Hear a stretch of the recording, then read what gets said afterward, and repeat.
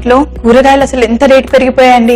అలా అని ఎంత రేటు పెట్టి కొన్నా కూడా మళ్ళీ 2 రోజుల్లో చూడండి ఇలా పాడైపోతూనే ఉన్నాయి. ఇలా మార్కెట్ నుండి తీసుకొని ఫ్రిడ్జ్ లో పెట్టుకొని వండుకునే దానికన్నా మన ఇంటికి ఒక పెరటుండి అందులో కూరగాయలన్నీ పండించుకొని ఫ్రెష్ గా ఏది కావాలంటే అలా ఉల్లి పొరక, పుదీనా, కొత్తిమీర, వంకాయలు అలా రకరకాల కూరగాయలు ఇంట్లో పండించుకొని తెచ్చి వండుకొని తింటే ఎంత బాగుంటుందండి. మా నాన్నమ్మ వాళ్ళ ఇంట్లో, అమ్మమ్మ వాళ్ళ ఇంట్లో చిన్న ఉన్నప్పుడు అలాగే చేసేవాళ్ళం. ఇప్పుడు కూడా నేను రోజు వంట చేసిన ప్రతి ఒక్క రోజు అమ్మమ్మని నానమ్మని గుర్తు చేసుకోకుండా ఉన్నానండి. అర్థమైపోయిందా? ఈ రోజు మన సెగ్మెంట్ అమ్మమ్మ గారాబం. So welcome to mummies kitchen, ప్రేమతో మీ స్వప్న.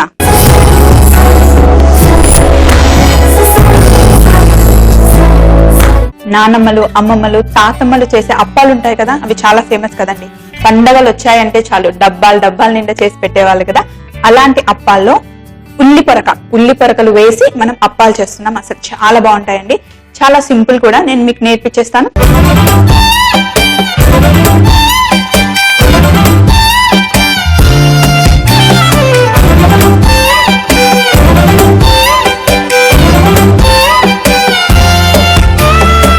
ఇక్కడైతే అన్ని ఇంగ్రీడియంట్స్ నేను రెడీగా పెట్టుకున్నాను. ఒక బౌల్ తీసుకొని ఉల్లి పొరక చిన్న చిన్నగా కట్ చేసుకోండి. మనం స్ప్రింగ్ ఆనియన్స్ అంటాం కదా మార్కెట్ లో, అవి దొరుకుతాయి. చిన్న చిన్నగా కట్ చేసి పెట్టుకోండి. అలాగే పిండి వంటలు చేసేటప్పుడు మనం శనగపప్పు ఉంటుంది కదా, శనగపప్పుని ఒక అరగంట ముందు కొంచెం నానబెట్టుకొని పెట్టుకుంటే బాగుంటాయి. సో సన్నగా తరిగిన పచ్చిమిర్చి, కరివేపాకు. అమ్మమ్మని అడుగుతూ ఉంటా అప్పుడప్పుడు, అమ్మమ్మ నువ్వు వేసేవన్నీ వేస్తూనే ఉంటాను కానీ ఎందుకు అప్పుడప్పుడు నువ్వు చేసే రుచి రాదు అంటే, అమ్మమ్మ ఏం చెప్తుందో తెలుసా? మనం వేసే దాంట్లో కాదే రుచి చేతిలో ఉంటుంది, అది మనం పంచే ప్రేమలో ఉంటుంది అని. అమ్మమ్మ వాళ్ళు నిజంగా ఆ గారాబము, అసలు అమ్మమ్మ వాళ్ళు ఇచ్చే ప్రేమ మనం పిల్లలకి ఈ బిజీ డేస్ లో కొంచెం తక్కువే ఇస్తున్నాము. కానీ ట్రై చేయండి. వాళ్ళు చెప్పిన కథలు, వాళ్ళు పంచిన ప్రేమని మన పిల్లలకి పంచండి ప్లీజ్. ఇప్పుడు నేను ఇందులో నువ్వులు వేస్తున్నా. అలాగే ఇంగువలో రుచి ఎంత ఉంటుందంటే చాలా మందికి ఇంగువ రుచి నచ్చదండి. కానీ ఒక్కసారి వేయడం మొదలు పెట్టారనుకోండి మళ్ళీ మీరు ఇంకా వదిలిపెట్టరు. అందుకే ట్రై చేసి చూడండి. ఇంగువ వల్ల మనం తిన్న ఫుడ్ తొందరగా అరగడానికి, ఆ డైజెస్టింగ్ సిస్టమ్ ని బాగా పనిచేయడానికి ఇంగువ చాలా సహాయపడుతుందండి.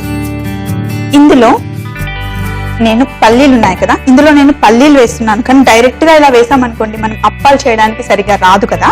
అందుకని పల్లీలని నేను చిన్నగా, మరీ పౌడర్ కాదు, కొంచెం ఎలా అంటే ఇలా దించిట్లాగా చేసేస్తాను. చూడండి పల్లీలు ఇలా కొంచెం పలుకుగా.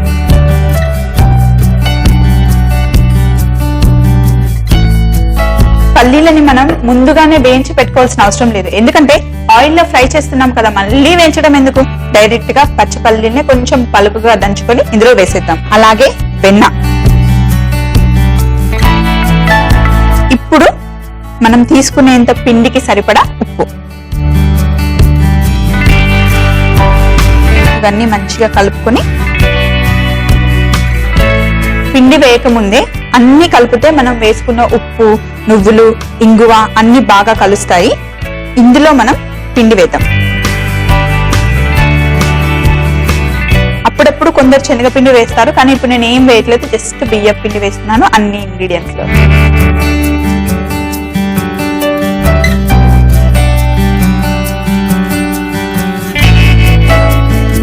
ఇప్పుడు ఇందులో చల్ల నీళ్లు కాకుండా కొంచెం మరిగిన నీళ్లు వేసామనుకోండి అప్పాలు చేస్తున్నప్పుడు విరిగిపోకుండా ఉంటాయి.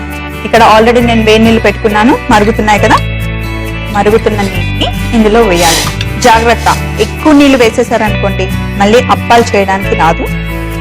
కొంచెం వేసుకుంటే పిండి పాడవకుండా ఉంటుంది.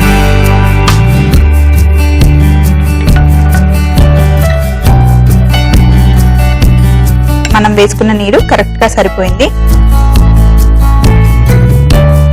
పిల్లలు వచ్చే టైంలో హడావిడిగా ఉన్నప్పుడు ఎప్పుడు కూడా పిండి వంటలు చేయకండి. చిన్న పిల్లలు ఉంటే గనక కిచెన్ డోర్ వరకే స్టాప్. లోపలికి మటుకి రానివ్వకండి. ఎందుకంటే ఒక్కసారి లోపలికి వచ్చారనుకోండి హడావిడి చేస్తూ ఉంటారు, మనల్ని హడావిడి పెడుతూ ఉంటారు. వేడి నూనె, నాకు నూనె వస్తువులు చేసేటప్పుడైతే చాలా భయం అండి. మా చిన్నోడు చిచ్చర పిడుగు, వాడు కిచెన్ లో వచ్చాడంటే అంతే. ఇంకా మా ఆయనకి నేను అంత భయపడను, కానీ చిన్నోడు కిచెన్ కి వస్తే మటుకి. అందుకే పిల్లల్ని కిచెన్ లోకి రానివ్వకండి, ముఖ్యంగా మనం ఏదైనా నూనెలో ఫ్రై చేసేటప్పుడు. ఓకేనా? అయితే మనం చేతి మీద చేస్తే మనకి సరిగ్గా రాదు కదా, అందుకని ప్లాస్టిక్ కవర్ ఒకటి తీసుకోండి. ఇది చేసే ముందు పిండి అంతా చేతులకు ఉంటుంది కదా, ఫస్ట్ ఇదంతా క్లీన్ చేసుకొని అప్పుడు ఆయిల్ పెట్టుకొని చేస్తే మనకి నీట్ గా వస్తుంది. చూడండి, నేను రెడీగా ఉన్నాను, నూనె కూడా బాగా వేడెక్కింది. ఇప్పుడు మనం టకటక అప్పాలు చేసేద్దాం. అయితే అప్పాలు చేసే ముందు చేతికి నూనె రుద్దుకోండి. ఇలా ఇంత ముద్ద సరిపోతుంది.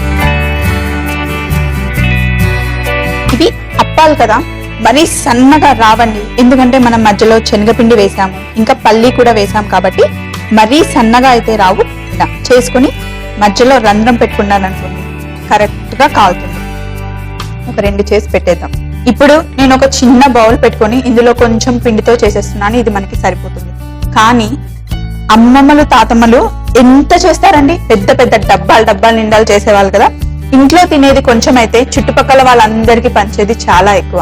ఊరికి వెళ్ళిన తర్వాత ఎవరినైనా ఫలానా వాళ్ళ ఇంటికి వెళ్ళాలి అంటే ఎవరిని అడిగినా సరే అండి, ఓ వాళ్ళ ఇల్లు ఇక్కడ, ఇలా కాదు ఇలా వెళ్ళాలి అలా వెళ్ళాలి అని చెప్పేవాళ్ళు. ఎందుకంటే అందరూ కలిసిమెలిసి ఉండేవాళ్ళండి. ఒక్క ఇంట్లో ఏదైనా చేసుకుంటే చుట్టుపక్కల ఉన్న వాళ్ళందరికీ పంచి తినేవాళ్ళు. మనకున్నది కొంచెమే అయినా కూడా నలుగురికి పంచి అందరం కలిసి తిందాం అనుకునేవాళ్ళు.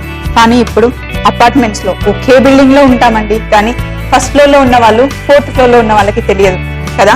అలా కాదండి, ముఖ్యంగా పిల్లలకి నేర్పించే హ్యాబిట్స్ లో షేరింగ్, అది వాళ్ళకి చాలా ఇంపార్టెంట్ అండి. పిల్లలకి నేర్పించండి. మా బాబు పెద్దోడికి చెప్తూ ఉంటా, బాక్స్ లో ఒక స్నాక్ కట్టే బదులు 4 కట్టు పెడతానండి. ఫ్రెండ్స్ అందరికి షేర్ చేయనన్నా అంటే షేరింగ్ ఈజ్ బోరింగ్ అంటాడు. నేనేమంటానంటే షేరింగ్ ఈజ్ ఫన్ అంటాను. పిల్లలకి మరీ చెప్పండి.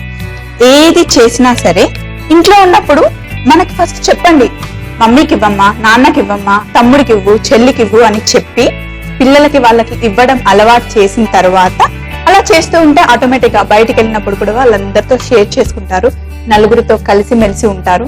మన పిల్లలు ఆహా వాళ్ళ పిల్లలు అసలు ఎంత చక్కగా వాడు ఎక్కడికి వెళ్ళినా షేర్ చేసుకుంటాడు అని మనని ఎవరైనా అన్నారనుకోండి, అంతకన్నా ఆనందం ఇంకేముంటుందండి. మమ్మీ కిచెన్ లో వంటే కాదండి, కబుర్లకు కూడా ఏం లోటు ఉండదు కదా. మీరు చూస్తూనే ఉండండి, రిమోట్ పక్కన పెట్టేయండి. ఇలా కూర్చుంటే టైం పాస్ అవ్వదు అనే మాటే ఉండదు. చూస్తూనే ఉండండి మమ్మీ కిచెన్.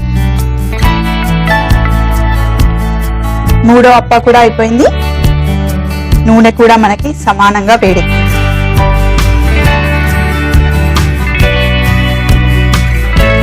అప్ప కూడా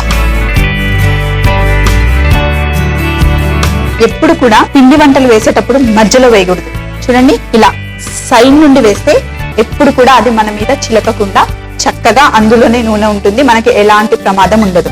ఇప్పుడు కొంచెం మంట ఎక్కువ పెట్టుకోండి, కొంచెం బంగారు రంగు వచ్చే వరకు మన అప్పాలని ఫ్రై చేసుకుందాం.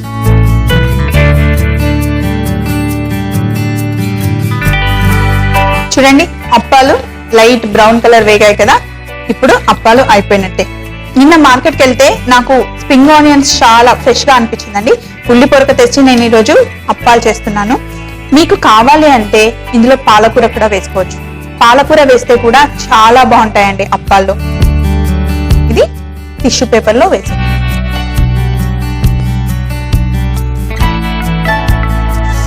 చూడండి, తింటే చాలా బాగుంటుందండి. చాలా సింపుల్ కదా, తప్పకుండా ట్రై చేయండి.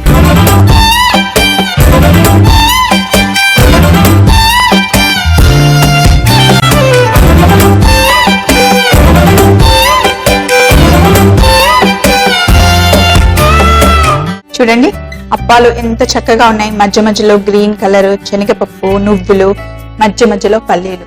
తింటే చాలా బాగుంటుందండి.